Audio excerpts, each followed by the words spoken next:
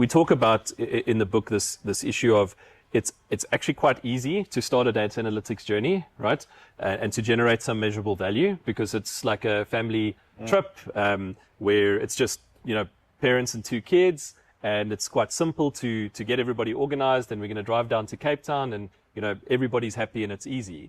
But as soon as you add another family to that, and you add another family, and all of a sudden it's a big family of cousins and uncles and aunts all driving together, then you're starting to need to increase your capability, right? So you need some foundational concepts in place, like maybe we want a 2-way radio system, right? So that we can communicate between the vehicles. We're probably going to have to plan our stops, right? So that everybody's got enough time to rest and, do what they need to do along this long journey. You need to have considerations. If I've got older kids, right, and I've got somebody driving in another car with us that's got younger kids, they're going to have different needs, right? And so it really takes a lot more planning, a lot more foresight, and if I don't do that planning, I'm going to end up in a mess of a trip, right? And there's going to be frustrations and missed opportunities, and it's not going to go very well. And it's really similar in an organization and on a data analytics journey. It starts out pretty simple and straightforward. I've got 1 or 2, maybe 5 initiatives going at the same time.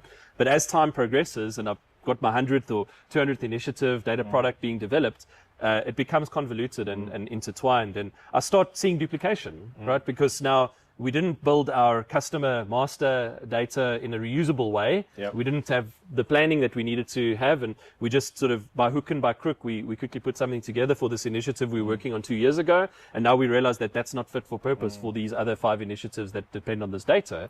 And so now we have to go back, right? And the concept and the pain that businesses experience here is that data teams at that point generally know that there are foundational concepts missing, right? And so they're sitting with this real dilemma, because they know that they have to stop and fix first. Fix the foundational stuff first, because we're just building on this house of cards, and eventually this thing's going to come tumbling down.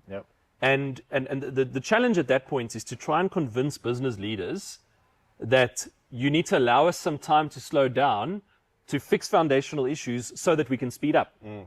And the analogy that we use there is that it's like lifting up a house to improve the foundations, right? Which is to most organizations completely out of any sort of reasonable consideration. Because now you're going to business leaders and you're saying, normally in quite a pressurized environment already, that we're going to slow down what's already seen as limited value. And we're going to have to do things to improve the value in the long term. And business leaders are going, we don't get this, right? Just continue doing what you're doing and speed up, right?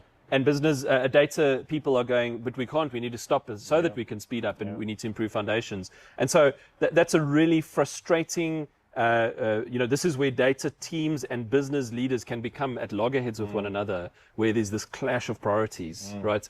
And that's often where data people really, we know data people that are just 10 years older than what they are in age, right? It's because they've been part of teams like this, where it's just so difficult to do what we need to do in order to grow that value.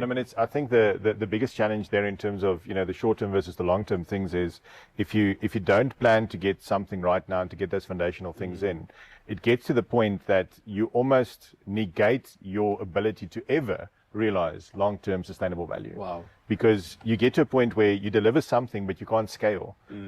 We deal with so many customers where they can't be innovative. They can't adopt new things. They can't try new things. They've now mapped out the things that they want to invest in where they can realize value, but they don't have the financial or the, let's call it the emotional, spiritual capacity to really embark on these things, because they're just struggling to keep the lights on. They're dealing with the PTSD of the failures. Exactly. There's all these failures, and now there's business pressure, and you need to deliver. Wow. And it's almost like literally trying to, while a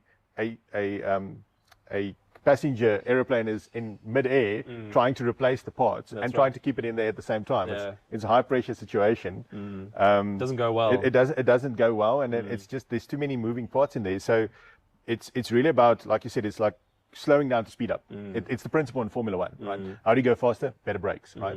So making sure that you have those foundational things in place in terms of your platform, your people, your ability to invest, so that your short-term gains really helps you to reinvest in future endeavors, and also make sure that you can build solid foundations over time, Yes. rather than having to bring the entire show to a stop and say, Yes. let's do it now. I think, you've highlighted an important point there, is everybody tries to do things as quickly as possible and don't think about the long-term impact. That's right. of not doing the right things. Yeah. The let's do it quick and dirty because we need to show something, mindset.